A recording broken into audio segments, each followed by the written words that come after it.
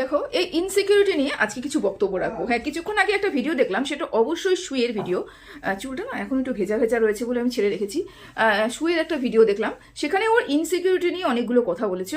সত্যি সত্যি ইনসিকিউরিটিটা শুনে আমি না হতভম্ব হয়ে গেলাম। তার কারণ, ইনসিকিউরিটিটা কিসের জন্য, কেন, কিসের ইনসিকিউরিটি, ওকে নিয়ে ইনসিকিউরিটি? আমার তো মনে হচ্ছে যে ওই ইনসিকিউরিটিতে ভুগছে, ও ইনসিকিউরিটিতে ভুগছে, সেই কারণে ও এত হতাশ যে ও যেই প্ল্যানটা করেছিল সেটা ফুলফিল হবে না। দেখো, ওর তো কথার কোনো দাম নেই। আজকে না বলছে, কালকে আবার হ্যাঁ বলবে, কালকে হ্যাঁ বলছে তো পরশুদিনই না বলবে। কেন, ওর তো চ্যানেলে বারবার করে বলে আমি তো চ্যানেল ছেড়ে চলে গেলাম, চ্যানেল কি আর ছাড়তে পারে? ও তো বারবার আবার ফিরে আসে, ওর কথার কোনো দাম নেই। তাও যদি ওর কথাটা আমি ধরে নিই, যে মানে এই যে ওদের বোনের যে সম্পর্কটা, সেটা বাইরে না বিয়ের করে নিয়ে আসা, যদি আমি কথাটা ধরেই নিই, তাহলে আমি বলবো ইনসিকিউরিটিটা ওর মধ্যেই কাজ করছে সবার প্রথমে। আচ্ছা, এটা নিয়ে ডিটেলস আলোচনা করবো অবশ্যই। তার আগে তোমাদের সবাইকে ওয়েলকাম করে নিই। Hello friends, welcome back to my channel. আশা করি তোমরা সবাই খুব ভালো আছো, সুস্থ আছো। আমি ভালো আছি এবং সুস্থ আছি। নতুন একটা ভিডিও নিয়ে তোমাদের সামনে আমি হাজির হয়ে গেলাম। ঠিক আছে, প্রথম কথা সেটা হচ্ছে সহ্য হচ্ছে না। কি সহ্য হচ্ছে না? ও ভালো হয়ে গেছে, ম্যান্ডি ভালো হয়ে গেছে, সহ্য হচ্ছে না। কোথায় যে মাথাটা ঠুকবো বুঝে উঠতে পারছি না। যাই হোক, ভালো কোন দিক দিয়ে হয়েছে? মুখের ভাষা। কোন দিক দিয়ে? মুখের ভাষা। আগে বয়াকার আর ল বলতো, এখন চুল বলে। ও ভালো হয়েছে, বুঝতে পেরেছো? আগে ড্যাশ বলতো, এখন সেটা না বলে অন্য ওয়ার্ড ইউজ করে, কিন্তু ও ভালো হয়ে গেছে। আচ্ছা, ও নাকি ভালো হয়ে গেছে। ভালো, প্রথমত কথা, যারা ভালো, যাদের পরবরিশ ভালো, যাদের শিক্ষা দীক্ষা ভালো, যাদের মানসিকতা ভালো, তাদেরকে পরিবর্তন হতে হয় না। তারা শুরুর থেকেই পরিবর্তিত অবস্থাতেই থাকে। মানে ওয়াইটিতে আসার আগেই তাদের লাইফস্টাইল, তাদের কথা, তারপরে ওগুলো সব ওখান থেকে, মানে জন্মের থেকে ওরা এগুলো শিখতে শিখতে আসে, তাই তো? তারপরে আমরা ওয়াইটিতে এসে যখনই মনে করি কোনো একটা চ্যানেল খুললাম, এবং আমার ভাষার থ্রুতে আমার বাবা মা শিক্ষা পরিচয় পাচ্ছ তোমরা, আমার কথাতে, আমার চিন্তাধারাতে বাবা মার শিক্ষা তোমরা পরিচয় পাচ্ছ, তাই তো? সেরকমই ও যে পরিচয় দিয়েছে, সেখানে আমরা ভালো মতন বুঝতে পারছি, ওর আপব্রিঙ্গিংটা খুব ভালো মতন বুঝতে পেরেছি, ওর বাবা মার শিক্ষাটা খুব ভালো মতন বুঝতে পেরেছি, সমস্ত কিছু ভালো মতনই বুঝতে পেরেছি, তাই না? তারপরে ও এসে এখন বলছে আমি ভালো হয়ে গেছি। আচ্ছা, তার মানে ও যে প্রচণ্ড খারাপ ছিল সেটা ও স্বীকার করলো কোনো না কোনো দিক থেকে। আর ভালো শুধুমাত্র মুখের ভাষাতে হয়েছে, না মানসিকতার কোনো চেঞ্জ হয়েছে, না দৃষ্টিভঙ্গির কোনো কিছু চেঞ্জ হয়েছে। কেন বললাম বলে তো, ও বলছে মারু প্রেগনেন্ট, সেই নিয়ে আমি বক্তব্য রাখি, ওকে নিয়ে কন্টেন্ট করি। তাই বলে কি মারুকে নিয়ে আমি কোনোদিন আগে কথা বলতাম না? মারু তো প্রেগনেন্ট হালে হলো, আগে কি মারুকে নিয়ে আমি কথা বলতাম না? আগে কি মারুকে নিয়ে আমি নেগেটিভ ভিডিও করিনি? অবশ্যই করেছে, অবশ্যই। যখন প্রয়োজন পড়েছে মারুকে নিয়ে নেগেটিভ ভিডিও করেছে, তারপরেও গলায় গলায় পীড়িত করেছে, তারপরেও নেগেটিভ ভিডিও করেছে। ওর তো সব ভিতরে খবর নেবে, আনবে, সেটাই হচ্ছে কথা। তো করেছে, কিন্তু বক্তব্যটা কি বলতো? বক্তব্যটা এখানটা যে ওই যে বললাম, ওর না মানসিকতা চেঞ্জ হয়েছে, না দৃষ্টিভঙ্গি চেঞ্জ হয়েছে। আমরা যখনই জানতে পারি কোনো মহিলা প্রেগনেন্ট, কোনো মেয়ে প্রেগনেন্ট, তখন আমরা কি করি? তার প্রতি আমাদের একটা সফট কর্নার জন্মে যায়। হতে পারে তাকে আমি পছন্দ করি না, হতে পারে তাকে আমার অপছন্দ, তার চালচলন অপছন্দ, তাকে জানি, ভেতর থেকে জানি সেই মানুষটা সুবিধের নয়, তারপরেও শুধুমাত্র বাচ্চার খাতিরে আমরা কি হয়? দমে যাই, আমরা চুপ হয়ে যাই, আমাদের মানসিকতা আমরা চেঞ্জ করি, মুখের ভাষা আমরা চেঞ্জ করি। কিন্তু ও করেছে কি? করেনি। কিন্তু অমতো অবস্থায় ওর শ্বশুর মশাই ওকে জুতো দিয়েছে বিয়ের পরে, গিফট কি কিছু দিতে পারেনি, সোনা গয়না কিছু দিতে পারেনি। ওর বর ওকে শুধুমাত্র টাকার জন্য বিয়ে করেছে। ওর বর কোনো ইনকাম করে না, ওর বর ওকে খাওয়াতে পারে না, কিছুই কিনে খাওয়াতে পারে না, সব ওর টাকা, এমনকি ড্রাই ফ্রুট পর্যন্ত নিয়ে খাওয়াতে পারে না। এগুলো না মেয়ের মনে। স্বামীকে যখন তুমি আঘাত করবে, কোনো মহিলাকে যখন তুমি আঘাত করার চেষ্টা করবে, তার সবার আগে স্বামীকে আক্রমণ করতে হয়। এবং স্বামী যেহেতু ওরা লাভ ম্যারেজ, এমনি ম্যারেজ হলে পরেও স্বামীকে যে তুমি আক্রমণ করো, তাহলে সবার আগে গিয়ে তোমার বুকের মধ্যে লাগবে। মানে আগে দুর্বল জায়গাটাতে আঘাত করতে হবে, সেই জায়গাটাতে ও আঘাত করতো। তার মানে কি ওর মানসিকতা চেঞ্জ হয়েছিল? ওর চিন্তাধারা কোনো চেঞ্জ হয়েছিল? কোনো কিছু চেঞ্জ হয়নি। অথচ ও বলছে আমি ভালো হয়ে গেছি। আমি মারুকে নিয়ে তো আগেও ভিডিও করতাম, অবশ্যই করতো, কিন্তু মারুর প্রতি সেই দৃষ্টিভঙ্গিও চেঞ্জ করতে পেরেছে। প্রেগনেন্ট হয়েছে মারু, তারপরে কি তার প্রতি কোনো দৃষ্টিভঙ্গি চেঞ্জ হয়েছে? ও বলতো যে তোমরা তো জানবে না, আমরা ভিতরে কত গল্পই না করতাম। আমরা জানবো কি করে? আর আমরা জানতে জানতেও তো চাই না, আমরা তো কোনো ভেতরের খবরও জানতে চাই না, আমরা ভেতরে কোনো খবর দেখতেও চাই না, ভেতরের খবর শুনতেও চাই না। তুমি কার পা ধোয়াচ্ছ, কাকে তেল মাখছো, কাকে নিয়ে গলায় পিরিত করছো এবং কার সাথে শত্রুতামি করছো, আমাদের জানার দরকার নেই। আমরা তো ভিডিও করতে এসেছি, ভিডিও নিয়ে কথা বলতে এসেছি, ভিডিওর মধ্যে যা দেখবো সেটা নিয়ে কন্ট্রোভার্সি করতে এসেছি। আমরা কিভাবে জানবো তুমি মারুকে সামনে গালিগালাজ করছো, পেছনে গিয়ে মারুর সম্বন্ধে তুমি প্রশংসা করছো নাকি ভালো, ওর বাড়িতে ওই নিয়ে যাব, ওকে রান্না করে খেতে হবে না, আমরা গিয়ে রান্না করে দিয়ে আসবো, মারুকে আমরা এত ভালোবাসি। অথচ সামনে এসে দিদিদের দূত হয়ে এসে দিদির কি উপকার করেছিল মারুর, ম্যান্ডি কি উপকার করেছিল মারুর, স্যান্ডি কি উপকার করেছিল মারুর, সোনালি দিভাই কি উপকার করেছিল মারুর, সমস্ত ডিটেলসটা নিয়ে তুমি বলে ধোকাবাজ মারু ঘাতকতা করেছে মারু। তাহলে আমরা কেন ওই ভেতরের খবর জানতে যাব, শুনতে যাব? আমরা তো এটাই দেখবো যে তুমি সামনে এসে একটা প্রেগনেন্ট মহিলাকে অপমান করছো, অপদস্থ করছো। এটা কি মাথায় ঢুকছে না নাকি? কি ব্যাপারটা কি বুঝতে পারছি না, পুরোপুরি ডাউন হয়ে গেছে। আচ্ছা, ও বলছে আমার মতন কেউ এখানে কন্ট্রোভার্সি ক্রিয়েটার তৈরি হতে পারবে না, আমাকে কেউ বিট করতে পারবে না, সেই কারণে নাকি সবাই ওকে নিয়ে দেখে চলে। উফ, প্রথমত কথা, আমি আর 5 জনের কথা বলতে চাই না, আমি আমার কথা বলি। আমি ছোট্ট একটা কন্ট্রোভার্সি ক্রিয়েটার, এবং আমার কাছে যদি এরকম সুযোগ সুবিধে আসে যে আমাকে ম্যান্ডির কাছে যেতে হবে, ম্যান্ডির কাছে যাব বা কোনো বড় ব্লগারের কাছে যাব, যেমন আমাদের বাড়ির কাছ থেকে টিয়ার বাড়ি খুব সামনে, মৌ, টিয়া, মিঠু, ওদের বাড়ি খুবই কাছে। তা আমি যদি চাই আমি ঘন্টাখানেক রাস্তা পার করে ওদের বাড়িতে পৌঁছে যেতে পারতাম তো। গিয়ে ওখানে কি করতাম, ওদের সাথে একটা ক্যামেরা শেয়ার করতাম, করে টুরে আমি আসতাম, আমি ব্লগার, ওদের বড় ব্লগার, আমি কন্ট্রোভার্সি ক্রিয়েটার করে চলে আসতাম। তারপরেও তো আমার ভিউজটা ইনকাম হতো তো। তারপরে আমার এটা মেসেজ আসলো, আমি না একটু ডিস্ট্র্যাক্ট হয়ে গেলাম। যাই হোক, তারপরে আমার সেখান থেকে আমি আমার ফেস ভ্যালু তৈরি করতাম, সেখান থেকে আমি প্রচুর ভিডিও থেকে আমি প্রচুর ভিউজ পেতাম, ওখান থেকে আমার একটা পরিচিতি লাভ করতাম তো, তাই না? সেরকমই কথাটাই বলতে চাইলাম যে বললাম না আমি পুরোপুরি ডিস্ট্র্যাক্ট হয়ে গেলাম। যাই হোক, সেটাই বলতে চেয়েছিলাম যে আমি যদি চাইতাম তাহলে আমি ওগুলো করতেই পারতাম, করে আমি আমার চ্যানেলটাকে দাঁড়া করাতেই পারতাম। কিন্তু সত্যি কি আমি সেটা করতে চেয়েছি না? কেন আমার উসুল এটা নয় যে আমি যাকে নিয়ে কথা বলছি, আমি যাকে নিয়ে কথা বলবো, বা আমি একজন কন্ট্রোভার্সি ক্রিয়েটার, আমি ব্লগারের বাড়ি অব্দি উঠে চলে যাব নিজের মান সম্মানটা না রেখে, নিজের আত্মমর্যাদা না থেকে, তা আমাকে ডাকলো না, কিছু জানলো না, বুঝলো না, তাকে নিয়ে আমি নেগেটিভ ভিডিও করছি, তাকে নিয়ে সবকিছু করছি, এবং তার বাড়িতে পৌঁছে গিয়ে তার বাড়িতে সিনা গর্দনের মাংস খেয়ে এসে এবং তারপরেও তাকে গালিগালাজ করে বা তার প্রশংসা করে আমি ভিউজ ইনকাম করছি। এগুলো নির্লজ্জর শেষ সীমা। আমি তো কমপক্ষে এই জিনিসটা পারবো না। যদি ওগুলো করতাম আমারও প্রচুর ভিউজ হতো এবং প্রচুর ইনকাম করতে পারতাম। আমি মনে করি আমার মতন আরো 5টা ক্রিয়েটারও সেম, যাদের ভিউজ কম, বা বলতে পারো তাদের চ্যানেলটা দাঁড়ায়নি, যে তারা আত্মমর্যাদাটা খোয়াতে চায়নি, তাদের মান সম্মান তারা নষ্ট করতে চায়নি, তাদের চ্যানেলটা নিজের দমে গ্রো হয়েছে। তোমার চ্যানেলটা গ্রো হয়েছে প্রথমে মৌমিতা বসাককে বাড়িতে ডেকে নিয়ে আসার অজুহাতে। মৌমিতা বসাক সেই সময়কার সব থেকে বড় নেংটি মামুনি ছিল, যে পুরো খুলে তারপরে ভিডিও করতো। সেই মহিলাকে তোমার চ্যানেলে আনার জন্য তুমি বাড়িতে নেমন্তন্ন করে পর্যন্ত খাওয়ানোর চেষ্টা করেছিলে, বাজারঘাট করে ফেলেছিলে, কিন্তু মৌমিতা বসাকও ধুরন্ধর মাল। সে বলেছে বাবা আমার তো ফেস ভ্যালু ইউজ করার চেষ্টা করছে, সেই কারণেই মৌমিতা বসাক তোমাদের বাড়িতে যেই আসলো না, তুমি বাজার করে নিয়ে এসেছিলে, রান্না প্রায় বসিয়ে দিয়েছিলে। তারপরে যখন মৌমিতা বসাক আসলো না তোমার চ্যানেলে, যখন তুমি তাকে দেখাতে পারলে না, তখনই কিন্তু মৌমিতা বসাককে নিয়ে তুমি কন্ট্রোভার্সি শুরু করলে। কারণ প্রথমে তুমি মৌমিতা বসাকের ভেতরে ঢুকে ওর অনেক খবর জেনে গিয়েছিলে, সেই খবরগুলো যখন তুমি রিভিল করতে শুরু করলে, মৌমিতা বসাকের কিছু দর্শক তোমাকে দেখতে শুরু করলো। প্রথম শুরুতেই তুমি কিন্তু ভেতরের খবর রিভিল দিয়েই তোমার চ্যানেল শুরু করেছো।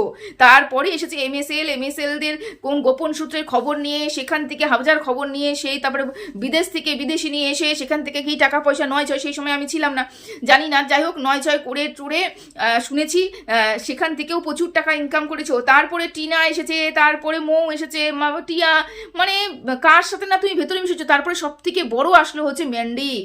সবাইকে নিয়ে কন্ট্রোভার্সি করেছো, সবার ভেতরে ঢুকেছো পজিটিভভাবে, এবং সবাইকে নিয়ে নেগেটিভ ভিডিও করে ইনকাম করেছো, 2 তরফ থেকে তুমি ইনকাম করেছো। তাহলে এইরকম বড় ষড়যন্ত্র আমাদের ওয়াইটি তার কোনো কন্ট্রোভার্সি ক্রিয়েটার করেনি। যদি করতো তাদের চ্যানেলও অনেক ভিউজ হতো। ভিউজ সব থেকে বেশি কি ভিউজ থাকলে পরেই কি তাদের মান সম্মান, মানে কি বলবো, তাদের সেলফ রেসপেক্টটা কি জলাঞ্জলি দিয়ে ভিউজের জন্য সব কিছু জলাঞ্জলি দিয়ে দেবো না? তো ভিউজ একটা টাকা আমাদের এনে দেয়, কিন্তু মান সম্মানটা এনে দিতে পারে না। ভিউজ আমাদের টাকা এনে দিতে পারে, কিন্তু মান সম্মান এনে দিতে পারে না। এটা মনে রাখতে হবে। তোমার ভিউজ আছে কিন্তু তোমার মান সম্মান নেই। কোনো দর্শকদের কাছে তোমার মান সম্মান নেই। যেই গুটি কয়েক দর্শক, তোমার যদি 7,000 ভিউজ হয়, সেখানে মাত্র 100 হয় না, 50টার জোর হলে পরে মেসেজ পড়ে, সেই 50টা মানুষ তোমাকে ভালোবাসে এবং ভালোবেসে তাকে কমেন্ট করে। তারা একদম সেই মানদত্তার আমল থেকে চলে এসেছে। নতুন কোনো ভিউয়ার সেরকম করে জোরেও নেই, আর সেরকম করে তোমাকে ভালোবাসা দেখায়নি। তুমি প্রত্যেকটা ব্লগারের দর্শক নিয়ে বসে রয়েছো, সেই কারণে তুমি আজকে বলছো আমাকে তো কেউ বিটই করতে পারবে না। সত্যি তোমাকে তোমার নোংরামির জন্য কেউ বিট করতে পারবে না, তোমার ভিউজের জন্য নয়, কিন্তু তুমি নোংরামি করেছো বলেই তোমাকে কেউ বিট করতে পারবে না। এই জায়গাটা একদম চরম সত্যি কথা বলেছো তুমি, ঠিক আছে? তোমাকে দেখে আর কেউ হিংসা করে না। আমার হিংসা কথা শুনে হাসি পায়। কি দেখে হিংসা করবে? কি দেখে হিংসা করবে তোমাকে?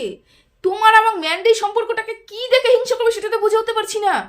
বড় ব্লগারের সাথে তুমি যোগাযোগ করেছো। আরে যেই ব্লগারের না মান সম্মান রয়েছে, যেই ব্লগারের সাথে পাড়ার প্রতিবেশী কথা বলতে লজ্জা পায় অন ক্যামেরায়, যার সাথে অন ক্যামেরায় মুখ দেখতে, শুধুমাত্র যারা চ্যানেলকে ভালোবাসে, যারা চ্যানেলের জন্য সবকিছু করে দিতে পারে, টাকা পয়সার জন্য সবকিছু করে দিতে পারে, তারা ম্যান্ডিকে খুব ভালোবাসে। কারণ ম্যান্ডির মুখটা দেখালে পরে টাকা ইনকাম হয়, শুধুমাত্র টাকার জন্য ম্যান্ডিকে সহ্য করে এবং ম্যান্ডির সাথে ক্যামেরা শেয়ার করতে চায়। বাদ বাকি যাদের মান সম্মান রয়েছে তারা ম্যান্ডির সাথে ক্যামেরা শেয়ার করতে চায় না। তাহলে সেই সব ব্লগারের সাথে আমরা মানে হিংসা করবো তুমি মিশছো বলে? কোন ভুলের স্বর্গে বাস করো গো? কোন ভুলের স্বর্গে বাস করো? মানে হাসিও পায় না। আমি তনুশ্রীদির মতন দিতে পারি না, এটা হচ্ছে মেন ব্যাপার, বুঝতে পেরেছো? মানে মুখে সত্যি কথা বলবো, জানি না এমন কোনো কথা নেই, বলতে পারি না এমন কোনো কথা নেই, বাট বের করি না, এটা আমার শিক্ষা। বের করি না, এটা আমার পারিবারিক শিক্ষা, বলতে পারো মা বাবার শিক্ষা, বা বলতে পারো আমার শ্বশুরবাড়ি মর্যাদা আমার হাতে।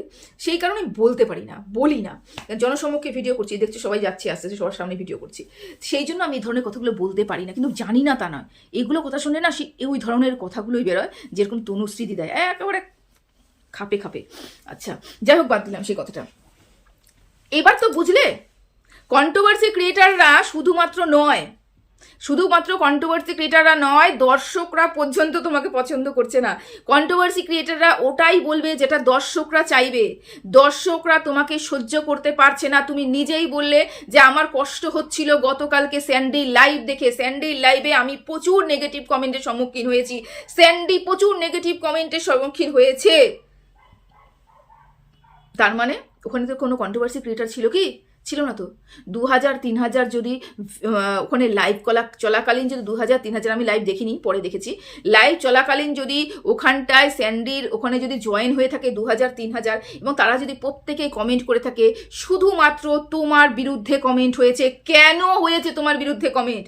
কারণ ওই দর্শকরা ম্যান্ডির ভালোবাসার দর্শক, এবং ম্যান্ডির ভালোবাসার দর্শক তোমাকে ম্যান্ডির সাথে সহ্য করতে পারছে না। তাদের কি স্বার্থ? আমাদের তো তাও চ্যানেল আছে, আমরা নাকি হিংসা করছি তোমাকে তোমার ভিউজের জন্য, মানলাম। তাদের কিসের ইনসিকিউরিটি তুমি বলো? আমাদের তুমি বলতে পারলে যে আমরা ইনসিকিউরিটিতে ভুগছি, তার কারণ হচ্ছে ম্যান্ডির সাথে তুমি দেখা করবে, ম্যান্ডির সাথে তোমার সাক্ষাৎ হবে, এবং তার জন্য আমরা চলবো, তার কারণ তোমার ভিউজ বেশি হবে, তুমি আরও বেশি লাফিয়ে লাফিয়ে উপরে উঠবে। তোমার যদি তোমার মনোবাঞ্ছনাটাই এটা, এই জন্য তুমি কথাটা বললে। আমাদের মনে সেই ব্যাপারটা নেই। ব্যাপারটা হচ্ছে দর্শকদের কিসের ইনসিকিউরিটি? দর্শকরা বলেছে এই কথাগুলো। আমি যে কথাগুলো বলছি সেটা দর্শকদের কথা, দর্শকদের আওয়াজ, দর্শকরা কমেন্ট করে করে জানিয়েছে, এবং আমি সেইটা নিয়ে ভিডিও করছি। দর্শকদের আওয়াজ। তোমার ছর্দি তোমার জীবনের কাল, তোমার ছর্দি তোমার জীবনের কাল হয়ে দাঁড়িয়েছে। যে আগে কালসাপ এসে তোমাকে ছোবল দিয়েছিল, তুমি আবার তাকে গলায় পেঁচিয়ে বসে রয়েছো, তুমি আবার বিষ পান করছো, তুমি আবার সেই কালনাগিনীকে ঘরে জায়গা দিয়েছো। এগুলো আমার কথা নয়, এগুলো দর্শকদের কথা। তাহলে যেই দর্শকের চ্যানেল নেই, যেই দর্শকরা ইনকাম করার রাস্তা নেই, সেই দর্শকরা যখন বলছে তারা কিসের ইনসিকিউরিটিতে ভুগছে, এটা মাথায় আসে না? আমাদের না হলে বাদই দিলে, তাহলে দর্শকরা কেন তোমাকে নিয়ে এত নেগেটিভ কথা বলছে? তার কারণ তুমি মালটাই তাই। কারণ তুমি এখন ম্যান্ডি বুঝতে পারছে না তুমি কখন ছোবল দিয়ে দিবে। তুমি বললে না ম্যান্ডি তোমাদের সবার সাথে অন ক্যামেরায় দেখা করতে না করেছে, তুমি বললে আমি ম্যান্ডির এই কথাটাকে সমর্থন করি। তারপরে কি বললে? তারপরে বললে আমাদের বন্ডিং এত ভালো, বন্ডিং তোমরা চাচ্ছ আমাদের ছিঁড়ে ছিঁড়ে খেতে, পারছো না। তোমরা চাচ্ছ, তোমরা যত আমাদের ছিঁড়ে খাওয়ার চেষ্টা করছো, বন্ডিং তত জোরালো হচ্ছে। তুমি বললে অন ক্যামেরায় আর কিছুই করবো না, সব অফ ক্যামেরায় করবো। তোমরা জানতে পারবে তোমরা বুঝতে পারবে। আরে তুমি তো এসে এখানে বলবে, তুমি বলবে যে জানো অমুক হয়েছিল, জানো অমুক হয়েছিল, জানো না অমুক মজা করেছিলাম, সেই মজা। তুমি দর্শকদের তাতাচ্ছ, তুমি দর্শকদের উস্কাচ্ছ। আমরা কোনো ম্যাটার করছি না, ম্যাটারটা দর্শকদের, ম্যান্ডির দর্শকদের। যেই ম্যান্ডির দর্শকরা তোমাকে ম্যান্ডির সাথে সহ্য করতে পারছে না, তারপরেও তুমি বলবে ইনসিকিউরিটিতে ভুগছি আমরা, আমাদের কোনো ম্যাটার নেই, ভার্মে যাও তুমি, আমাদের কোনো ব্যাপার নেই। আর একটা কথা তুমি বললে আমি এখান থেকে চলে গেলে তোমরা শান্তি পাও, আমি তো কমপক্ষে শান্তি পাই না। তুমি চলে গেলে খাবো কি? তুমি তো এখানে তুমি বললে না যে আমাকে বিক্রি করে সবাই খাচ্ছে, এটাই তো বললাম। তুমি চলে গেলে খাবো কি? তুমি যদি এখান থেকে চলে যাও তাহলে আমি বিক্রি কাকে করব? তুমি চলে যাওয়াতে আমি কমপক্ষে খুশি হব না। আমি মনে করি কন্ট্রোভার্সি জন্য কেউই খুশি হবে না, কারণ এখানে যত সংখ্যক কন্ট্রোভার্সি ক্রিয়েটার আসবে তত সংখ্যক দ্বন্দ্ব বাঁধবে, এবং যতই দ্বন্দ্ব বাঁধবে ততই আমাদের ভিউজ হবে এবং আমরা ইনকাম করতে পারবো। সেই কারণে আমরা চাই না কেউ এখান থেকে বেরিয়ে যাক। আর তুমি তো মেন, তুমি নিজে বললে তুমি মেন, তুমি সবাইকে কন্টেন্ট দাও। তা তুমি যদি চলে যাও আমি খাবোটা কি? আমি চাই না তুমি চলে যাও, একদমই চাই না। ব্যাপারটা কি বলো তো, তুমি দর্শকদের তাতাচ্ছ, ব্যাপারটা এইখানটায়। ম্যান্ডি যদি না দেখায়, তুমি যদি নাও দেখাও, তুমি গ্যাপ করে দেবে কন্ট্রোভার্সিটা, তুমি গ্যাপ করে দেবে তোমার ব্লগিংটা, তারপরে এসে তুমি গল্প করতে করতে এমন চিবিয়ে চিবিয়ে চিবিয়ে চিবিয়ে গল্প আলাপ শুরু করবে না, দর্শকটা তখনই বুঝবে এই যে দেখা করে এসেছিল, এই যে ম্যান্ডির মাথা খেয়ে এসেছে। দর্শকদের তাতাবে তুমি, এই কারণেই দর্শকরা তোমাকে পছন্দ করছে না ম্যান্ডির জন্য। তুমি যে বললে না আমি শুধুমাত্র এটা ভুল করেছি, মানুষ সারা জীবনে অত ভুল করে, তুমি যেটা করেছো ওটা ভুল নয়, ওটা অন্যায়, ওটা অন্যায়, ওটা ভুল নয়। তুমি যেটা করেছো ওটা ভুল নয়, ওটা অন্যায়। কাউকে শেষ করে দেওয়া মনে, আজকে স্যান্ডি যেই পরিস্থিতির মধ্যে আছে, এই যে রোগটা ধরে গেছে, রোগটা ওর জীবনে আর ছাড়বে না। ম্যান্ডি ডিপ্রেশনের ওষুধ খাচ্ছে, স্যান্ডি ডিপ্রেশনের ওষুধ খাচ্ছে। তারপরে স্যান্ডিকে সুগার ধরেছে, এই সুগার স্যান্ডির ছিল না সেই সময়কার, আগেকার 3 বছর আগেকার স্যান্ডির চেহারা, আজকে স্যান্ডির চেহারা কোনো মিল নেই। স্যান্ডি ডিপ্রেশনে চলে যেতে যেতে যেতে যেতে শুকিয়ে কাঠগড় হয়ে গেছে, একমাত্র তোমার কারণে। তুমি পারবে ওর শরীর থেকে সুগার নির্মূল করে দিতে? পারবে কি ওর শরীর থেকে সুগারটা নির্মূল করে দিতে পারবে? ওকে একদিন ডিপ্রেশনের ওষুধ বন্ধ করে তুমি তার মাথা থেকে ডিপ্রেশনটা বের করে দিতে, কারণ ডিপ্রেশনের কারণ তুমি, ডিপ্রেশনটা তুমি ঢুকিয়েছো ওর মাথার মধ্যে, তোমার জন্যই ও ডিপ্রেশনে চলে গেছিল। সেই সময় ও সুগার ধরেছিল তোমার কারণে, ও প্রেশার হাই হয়েছিল তোমার কারণে। পারবে ওর শরীরের এই জ্বলা যন্ত্রণা মিটিয়ে দিতে? তাহলে যেটা পারবে না সেটা বলছো কেন? এটাকে ভুল, এটা অন্যায় ছিল তুমি যেটা করেছো। এবং হ্যাঁ, তুমি যেটা করেছো তার কারণেই আজকে ম্যান্ডিকে ভুগতে হচ্ছে। তার কারণ তুমি যেইভাবে ম্যান্ডিকে নোংরামি করেছো, ম্যান্ডির জীবন নিয়ে যে সময় তুমি খেলাখেলি করেছো, ইনকাম করেছো, এবং সেই সময় ম্যান্ডিকে যেই দর্শকগুলো ভালোবেসেছিল, আঁকড়ে ধরেছিল, সেই দর্শকদের কথা না ভেবে, যেই দর্শকদের টাকাতে ম্যান্ডি চলে সংসার, সেই দর্শকের কথা না ভেবে ম্যান্ডি তোমার মতন এক মানুষের কাছে গিয়ে পৌঁছেছে, ম্যান্ডি তোমাকে গলায় জড়িয়ে ধরেছে। এইখানেই দর্শকদের সমস্যা, এইখানেই দর্শকদের সমস্যা। আর তো কোনো কন্ট্রোভার্সি ক্রিয়েটার নেই, দর্শকদের সমস্যা নেই, এটা তোমার মাথায় ঢুকে না। আর তো 5টা কন্ট্রোভার্সি ক্রিয়েটার রয়েছে যারা ম্যান্ডিকে নিয়ে নেগেটিভ ভিডিও করছে, কই তাদেরকে নিয়ে তো কোনোদিনও কোনো কথা আসে না। তাদের সাথে যদি দেখা হয় তাও তো মানুষ মনে দুটো বাজে কথা বলবে না, যতটা না তোমার সাথে দেখা হওয়াতে ম্যান্ডিকে নিয়ে ম্যান্ডিকে বাজে কথা শুনতে হচ্ছে, সাফার করতে হচ্ছে। আজকে ম্যান্ডি যে টাইটেল দিয়েছে না, সুপার টাইটেল দিয়েছে, দারুণ টাইটেল দিয়েছে। তোমাকে ছাড়লেই ম্যান্ডির সংসার বাঁচবে, এটাই চরম বাস্তব কথা, এটাই চরম বাস্তব কথা। সত্যি কথা বলতে কি বলতো, তুমি চেয়েছিলে তোমরা 4 বোনে এক জায়গায় হবে, তারপরে সেই হুল্লোড় করবে, সেটা ব্লগিংয়ের মাধ্যমে তুলে ধরবে। আজকে তোমার মন এত নরম কেন হয়ে গেছে, চোখে জল ছলছল কেন করছে? কারণ ম্যান্ডির এই সিদ্ধান্ত যে আমি কাউকে ক্যামেরাতে আর শেয়ার করব না। তুমি তো চেয়েছিলে ক্যামেরাতে শেয়ার করবে, তোমার উদ্দেশ্যটাই তো ছিল ডিজিটাল, তাই না? যাই হোক, এই ভিডিওটা এখানেই রাখলাম। ম্যান্ডির লাইভ আমার দেখা হয়নি, ম্যান্ডির ভিডিও আমার দেখা হয়নি। শুয়ের গতকালকে লাইভ দেখেছি, সেটা নিয়ে আমার কন্টেন্ট করা হয়নি। টোটাল নিয়ে যদি পারি, আজকে আর মনে হয় না হবে, চেষ্টা করব, যদি না পারি কালকে পরপর আমি কন্টেন্ট দেবো। চলো, টাটা।